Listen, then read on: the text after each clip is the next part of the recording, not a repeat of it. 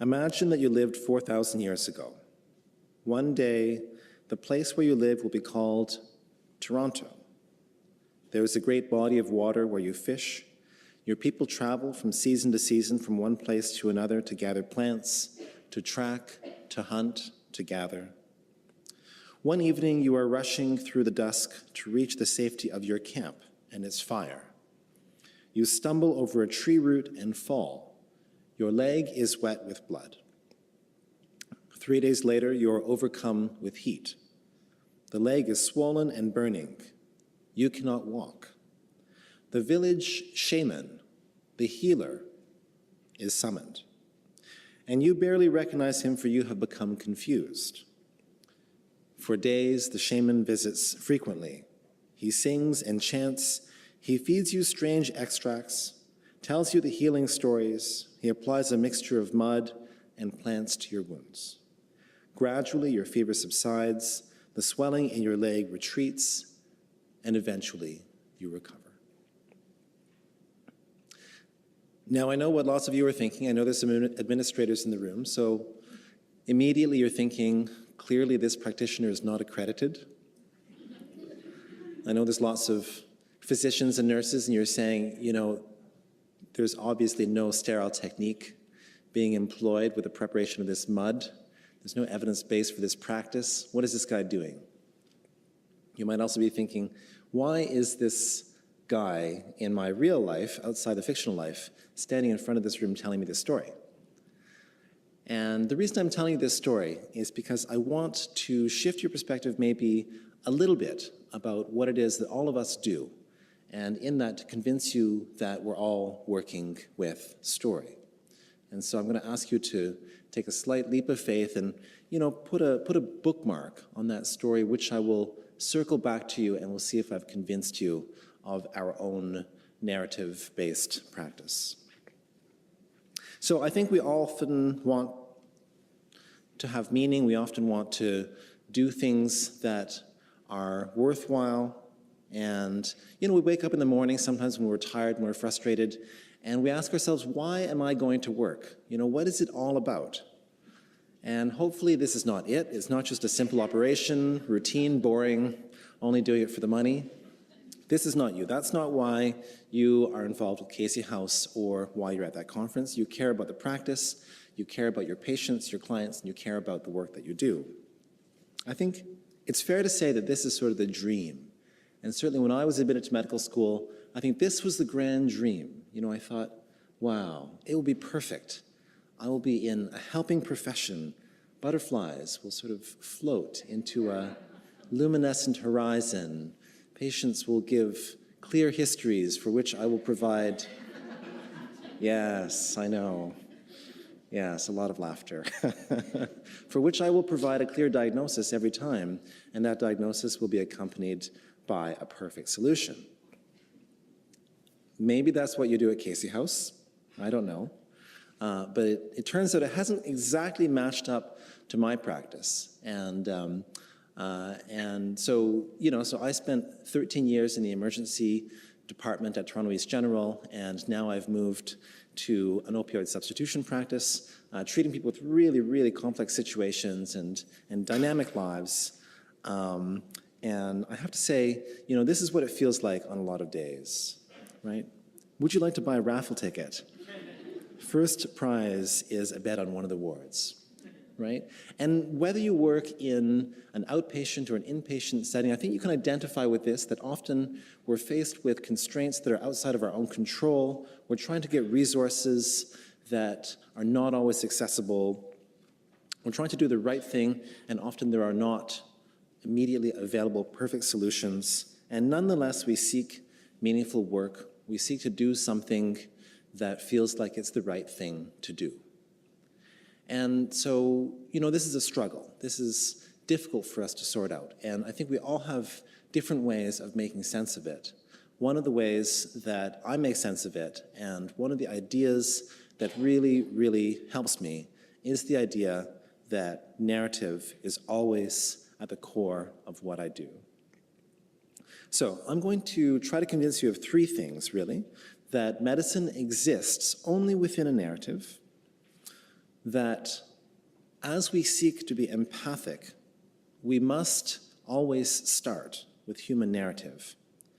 And thankfully, I think there are a lot of ways in which narrative can make our job a little bit easier and can make our attempts at empathy a bit more approachable and a bit more accessible if we think about things from a narrative perspective.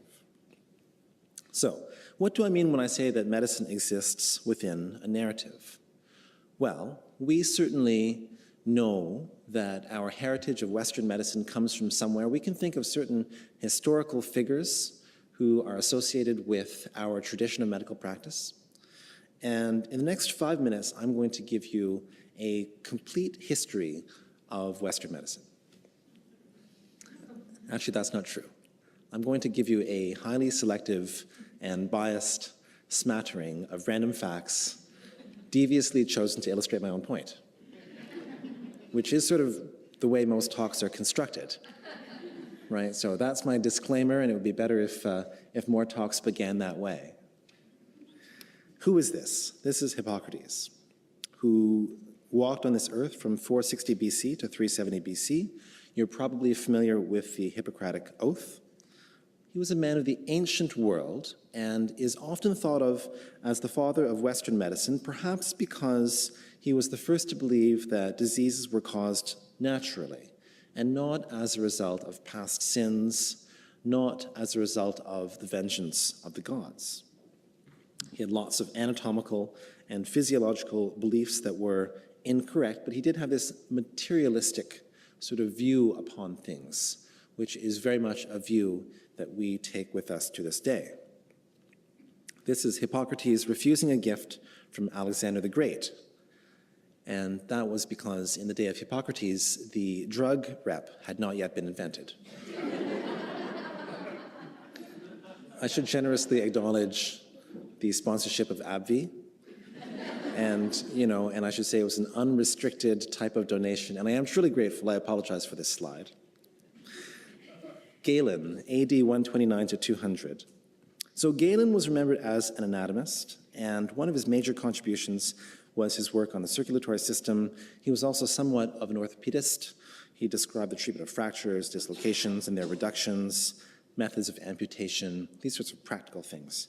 Interestingly, he was also a prolific writer and wrote a volume entitled That the Best Physician is Also a Philosopher. And here is Galen, still with some beliefs that today we would find a little bit questionable. He still believed that you could suck out congested blood and morbid humors.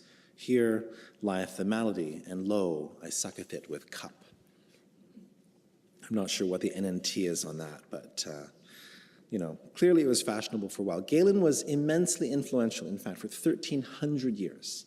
Imagine the prospects for academic advancement if your papers were still quoted 1,300 years later. I mean, that would clearly be a full professorship, right? There's no question. Vesalius, from 1514 to 1564, a man of the Renaissance, and really sort of turned the world of medicine on its head because, as it happens, Galen was not really someone who dissected very often. He may have understood some of his anatomy from partially eviscerated and dismembered gladiators in his time, but there was a strong societal prohibition in the time of Galen against dissection. Vesalius was really one of the first academic physicians who held that you really, really did need to learn from direct observation and from hands-on dissection, which was a huge break from medieval practice. And so perhaps the legacy that he gives us is this notion of the critical evaluation of previous beliefs and practices. Again, very much part of the Western intellectual tradition of medicine. Now here's someone who is quite interesting. This is Ignaz Semmelweis, 1818 to 1865. He was a Hungarian obstetrician, and in 1847 he discovered that if medical students washed their hands with a chlorine solution before attending to laboring women, and after dissecting cadavers, that the incidence of puerperal fever, which at that time was a huge cause of maternal mortality, was drastically reduced. Very, very dramatic data that he showed. Now, he didn't have an explanation for it. This is before Lister, it's before Pasteur. He couldn't really explain this observation, that following dissection of cadavers, washing hands, then going to take care of pregnant women was a very good thing. He just saw that it was the case. It seems he was somewhat of a volatile personality. He tried to get his colleagues to implement this hand-washing practice. They were not very keen. There's actually scores of fascinating academic papers written in very lovely language, although they don't make any sense in our sort of modern conception of academic writing, but written by leaders of his time who denounced Semmelweis. And so in 1865, at the age of 47, Semmelweis's wife also began to think he was a little bit crazy, along with his colleagues. He was committed to an asylum, and shortly thereafter, he was beaten severely by the guards, and he died. So that's sort of a downer kind of a story after lunch, isn't it? So why am I telling you this? Well, I know that a lot of people here are really committed to the best possible practices and to quality improvement.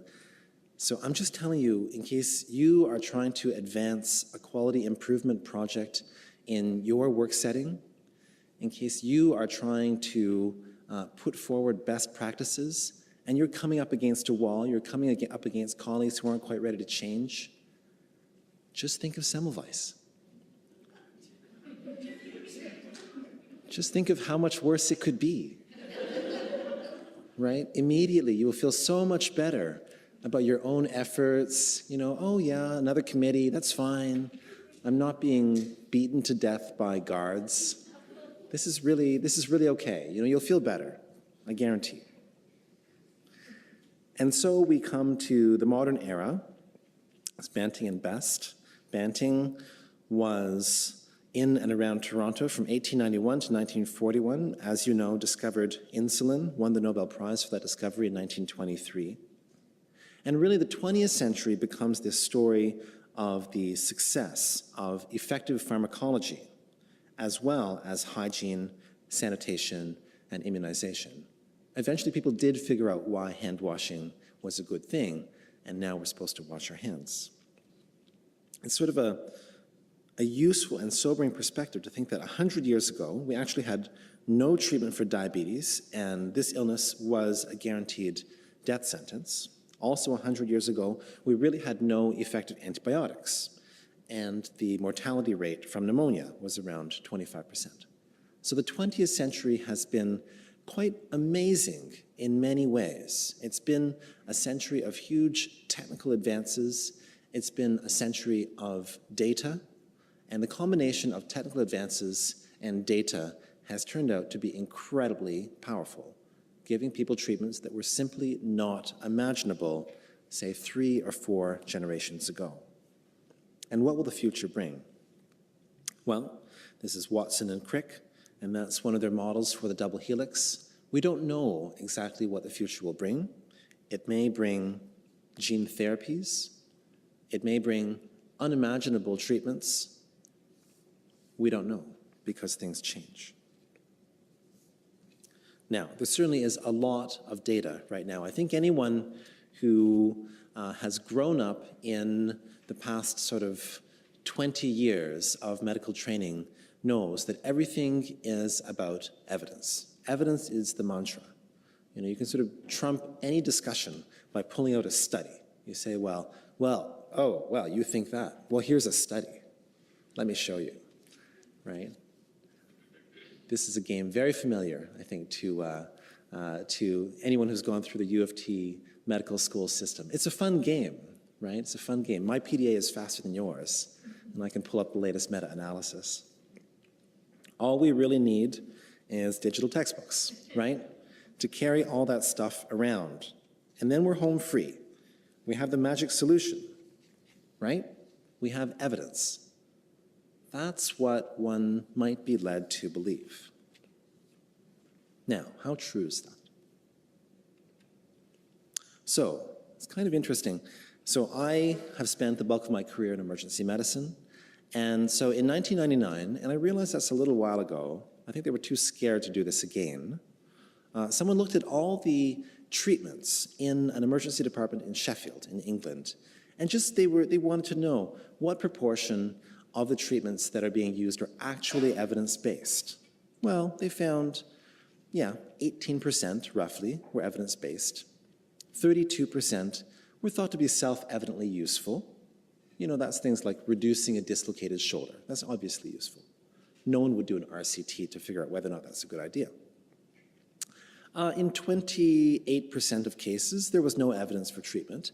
And you'll be happy to know that in 22% of cases, there was evidence against the practice of those particular treatments. That's a little bit concerning. Now, I'm an emerge doc, right? So I'm used to people saying, oh yeah, it's just, those are the emerge docs. They don't know what they're doing, under their breath. It's just those stupid emerge docs, right? So maybe it's just that in emergency medicine, people don't use evidence. And everywhere else, there's enough evidence to really hold up this entire edifice of ours. Well, in 2007, a systematic review of just over 1,000 Cochrane reviews, and so most of you will be familiar, but for those who aren't, Cochrane reviews are sort of the reviews of everything, where all the data goes to heaven or hell, depending on how you look at it. But as it turns out, 44% of interventions studied were found to be likely beneficial. 49% of interventions studied found that evidence supported neither benefit nor harm, and in 96% of review topics, there was a recommendation for further research. It's sort of making the foundations of our solely evidence-based practice feel a little bit more shaky. So you might say, well, that's fine, but this evidence-based stuff is kind of new. Fair enough, it's been less than a century. And you might say, what we really, really just need is more and more studies and more evidence. And when we have enough data, when we have enough numbers, that will solve all of our answers. We'll just plug it into an app, right? And that will be it. We just have to get more studies, more data. I'm just going to refresh your memory, and so this is to answer the question, what if the study is perfect? And what if there's enough studies just to answer all of the questions that we want to ask?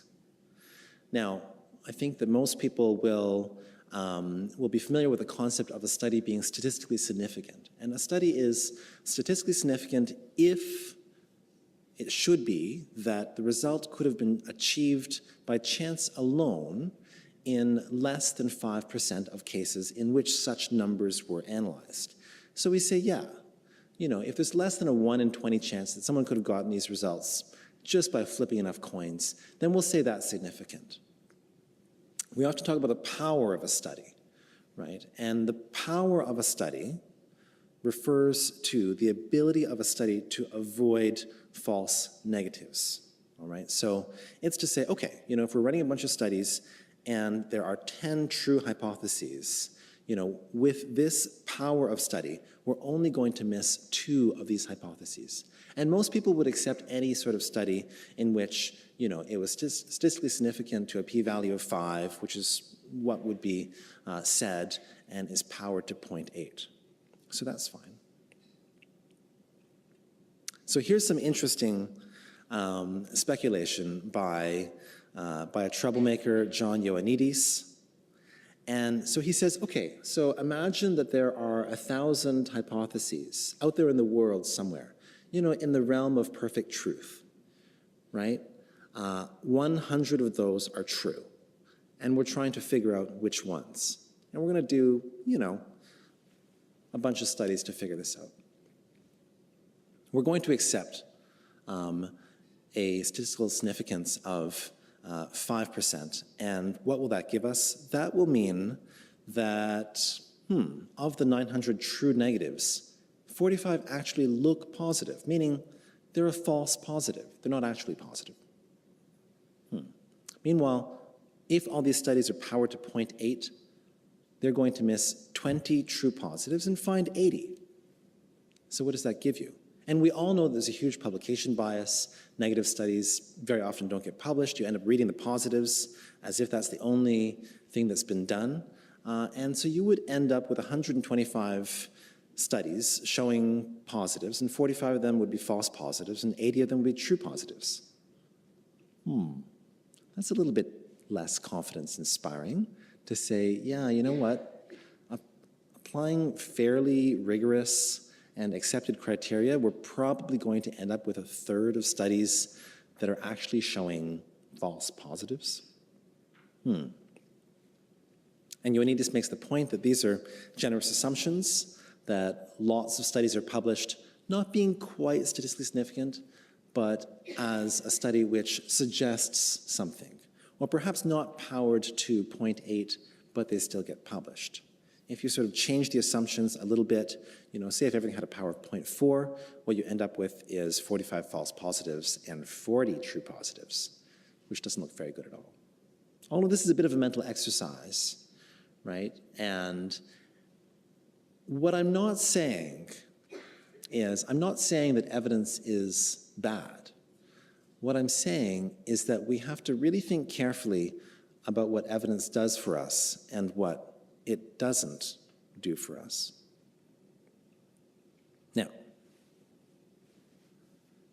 I want you to think for a second about that story that I told you at the beginning, about that Shaymin.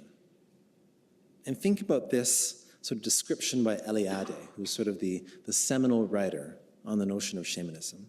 He says the Shaymin is also a magician and medicine man. He is believed to cure and to perform miracles.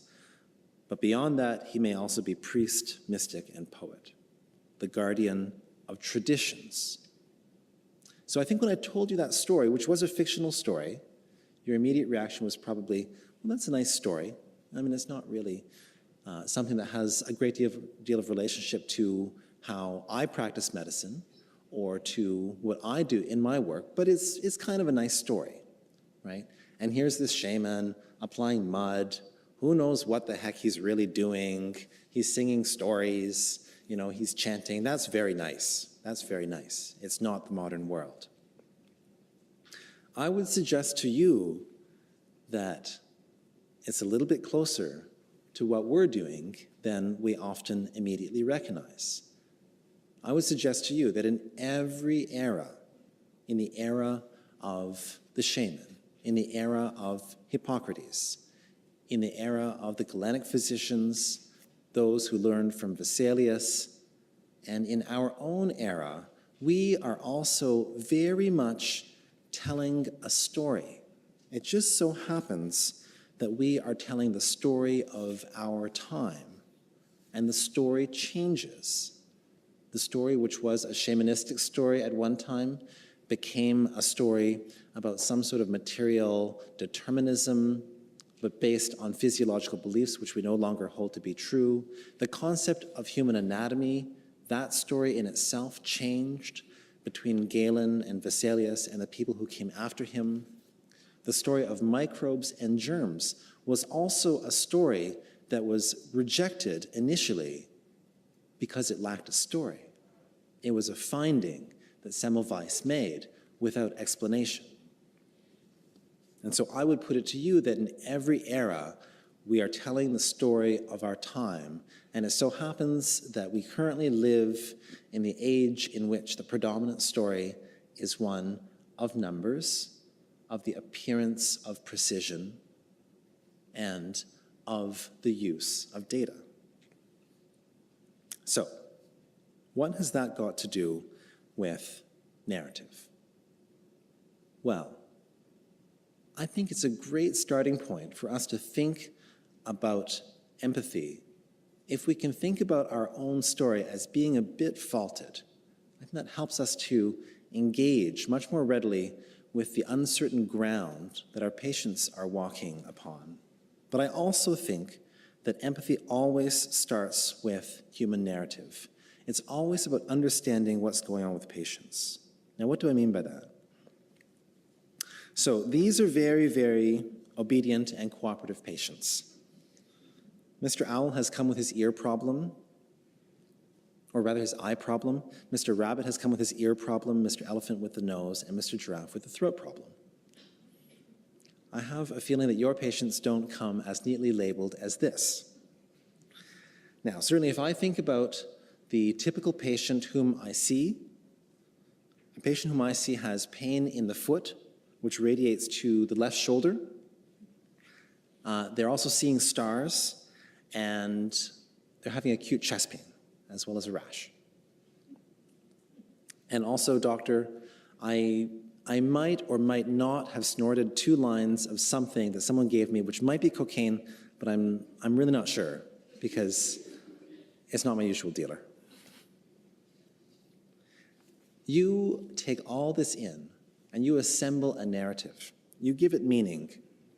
In essence, you build a story out of the things that are given to you as human experience. And so this is really what I think the narrative exchange looks like.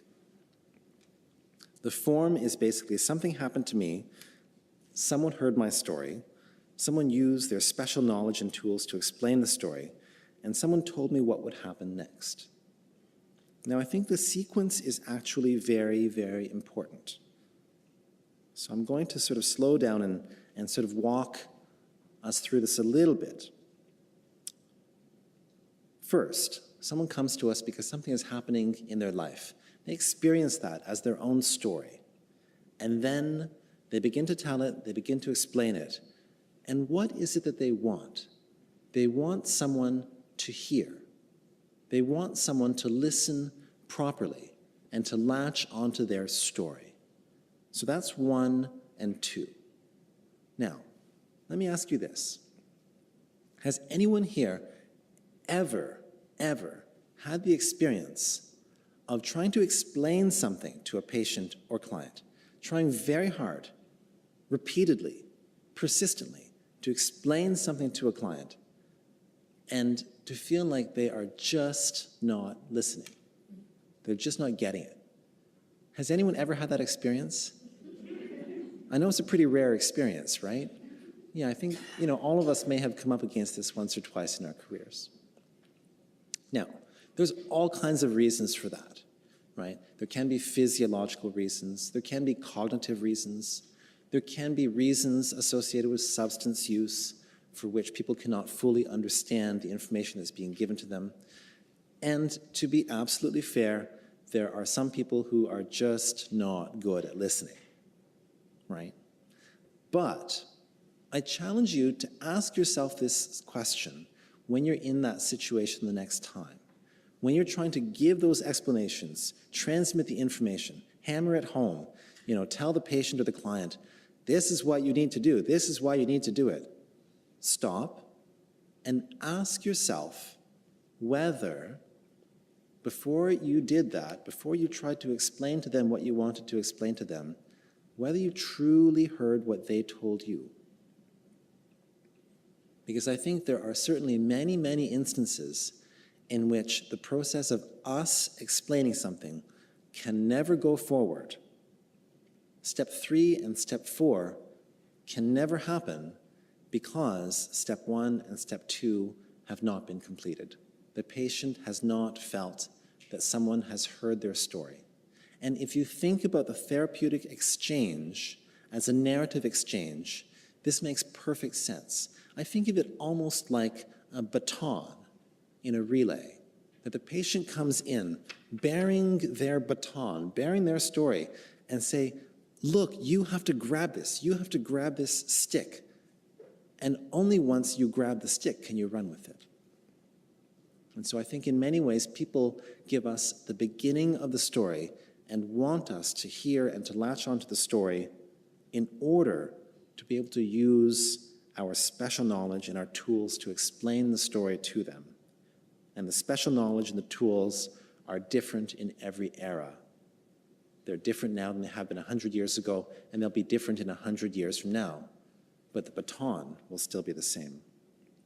Only then will they accept someone telling them what might happen next and working with them in the story to figure out how to make things better.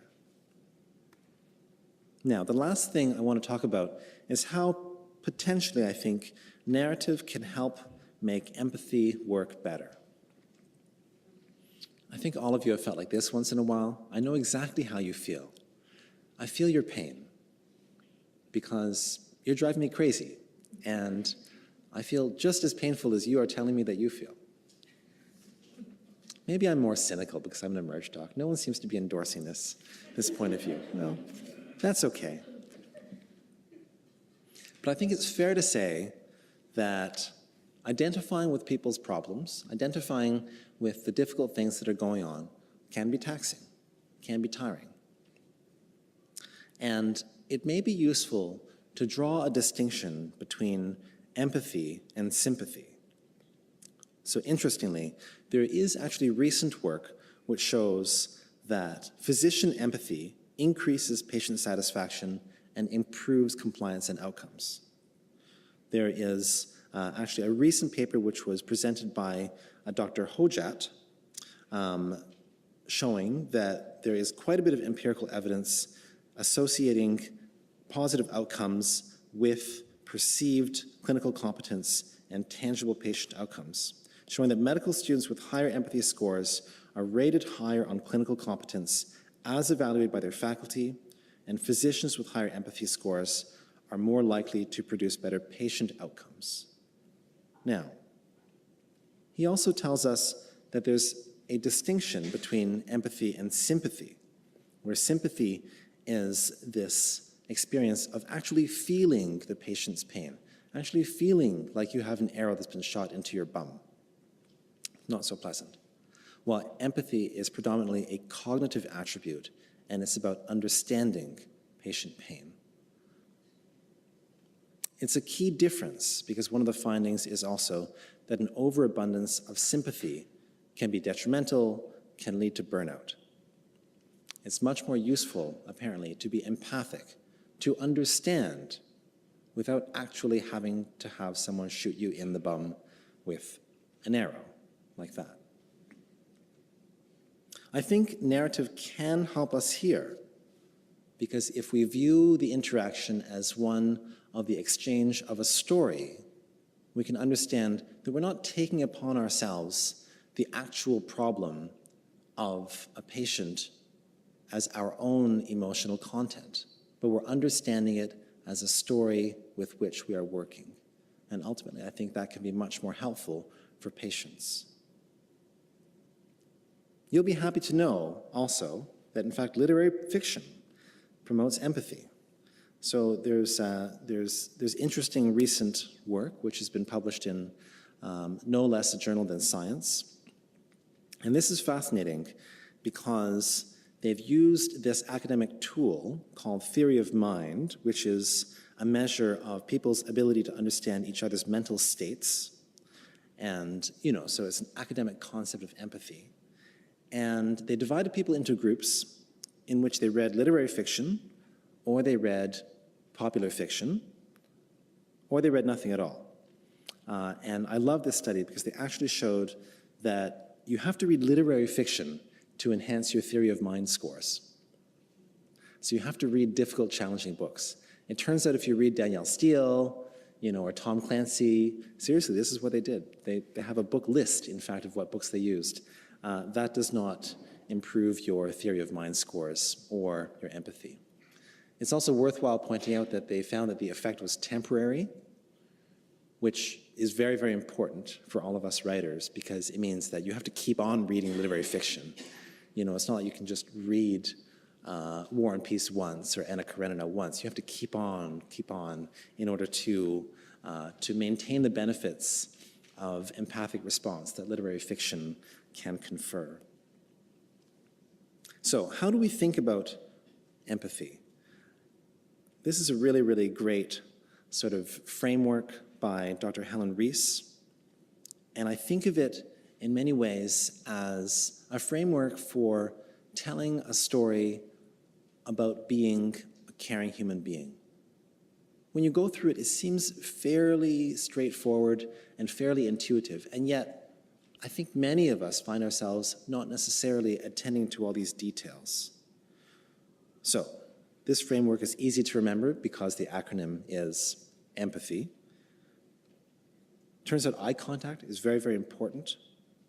Gaze is crucial because every human being has a longing to be seen and to be recognized. And to be seen and to be recognized is to be valued and to be acknowledged. Posture. Interestingly, they've done studies where doctors either sat down or didn't sit down. And doctors and then got people to estimate how much time the doctors had spent with them. It turns out that for an equal amount of time spent, doctors who sat were estimated as having spent 3 to 5 times as long with the patient as doctors who stood. So if you're wondering how to be efficient and how to get more out of your working day, sitting can really, really help. Sort of enters some weird sort of time warp, where your time spent increases by, triple or quintuple. Affect and tone of voice are incredibly important. I think all of us feel many complex emotions in the course of our regular working day, and we're human beings. Of course we feel those emotions. It's not easy sometimes to mask negative emotions. I'm not saying that we always should, but I do think it's very, very important that we realize how our affect and how our own emotions are affecting the clinical interaction. Finally, hearing the whole person. And this is a very, very crucial step, I think, in the narrative component of empathy. Hearing the whole person means hearing their story. It means being curious. It means wanting to know what it is that they are experiencing. It also means hearing with a lack of judgment and being able to say, wow, that's really something that you've told me. To be able to say things like, is there anything else? To be able to say things like,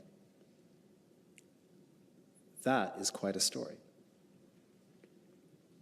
And finally, your response. Interestingly,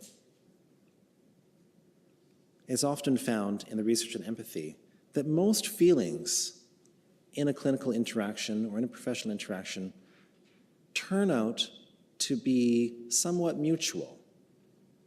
And so this to me is very, very helpful. To know that if I am feeling satisfied and connected, there's a good chance that the patient or client is feeling satisfied and connected.